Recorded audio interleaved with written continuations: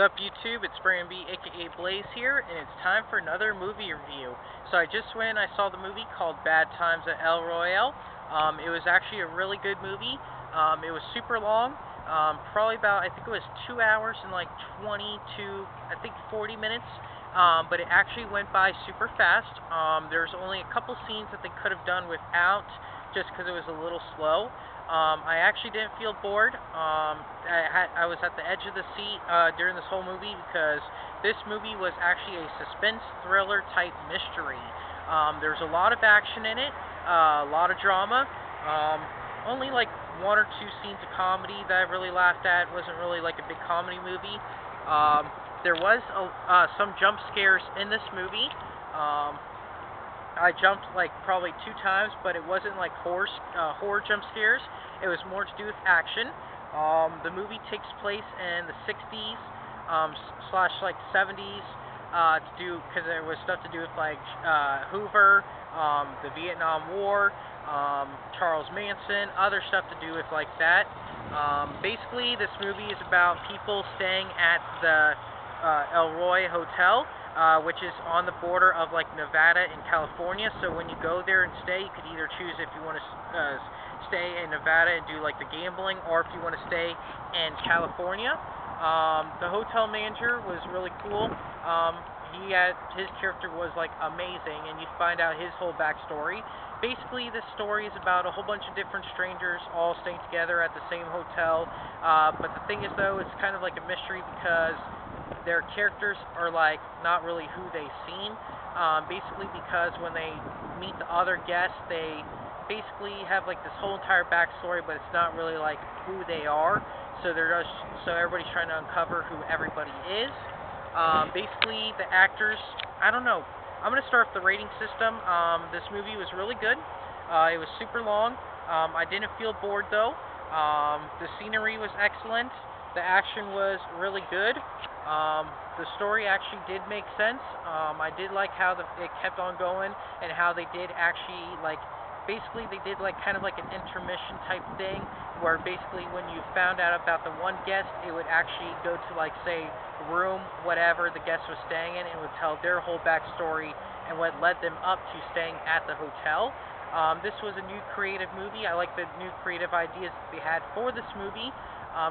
This movie was kind of like that movie Identity a little bit, with everybody staying at the hotel and you find out who everybody and how they're all connected.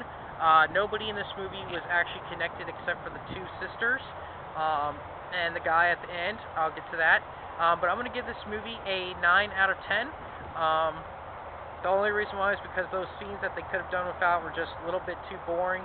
I didn't need to be in there. Also, there was some stuff in this movie I didn't really like what they talked about, but that's my own opinions and beliefs.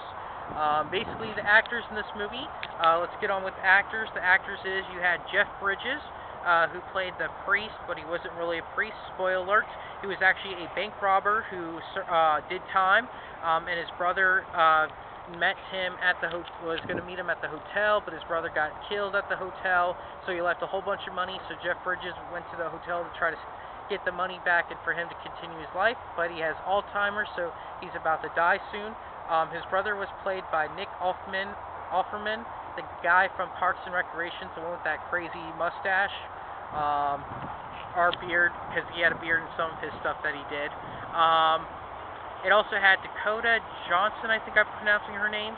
It was her and her sister. Basically, you don't find out about her sister until later on in the movie, because it's like some type of girl that she kidnapped, because basically her and her sister were part of the Charles Manson cult. But they had a different name for Charles Manson than this. His name was like Billy Lee. But the girl, Dakota Johnson, is the girl from 50 Shades of Grey. She was actually really good in this movie. She was like an extreme badass girl because she went around like killing people and everything. You had Billy Lee, who's like Charles Manson character. You had Chris Hemsworth, the guy that plays Thor, played basically like Charles Manson because he did the same type of stuff as Charles Manson. Who else was in it? You had a singer in it who basically was just a singer. She actually helped the priest / bank robber to get money so that she could start her own music business. Basically, I don't remember who the actress was that plays her. I haven't really seen her before. Then you had John Hamm, who played the CIA agent who worked with Hoover, but he actually was posing as a sales vacuum person. He is the guy from Mad Men. He did really good. Spoiler alert, he dies. He's the first victim to die, but he does basically set up a lot of things for the movie because he's in the CIA, so he basically knows and everything what's going on. Then you had some kid that played the hotel lobby desk clerk. I'm not really sure what his name is, but basically he runs this, helps run this hotel. It's kind of like a pervert hotel because they watch people. So then basically what he does is basically you find out his backstory is that he was actually like a high-up Marine or Army person in the Vietnam War, and he killed 120-something people. So basically at the end of the movie there's a big action fight sequence and he turns out to be the hero and he saves everybody, but his downside is that he's addicted to heroin. Let's see, also, who else am I missing? You have the priest. Basically that's pretty much it. You find out about everybody's backstory. Overall it was such a great film, tons of action. I really liked it a lot. Everybody needs to go see Bad Times with El Royale. Please keep on watching. Please subscribe. Thank you.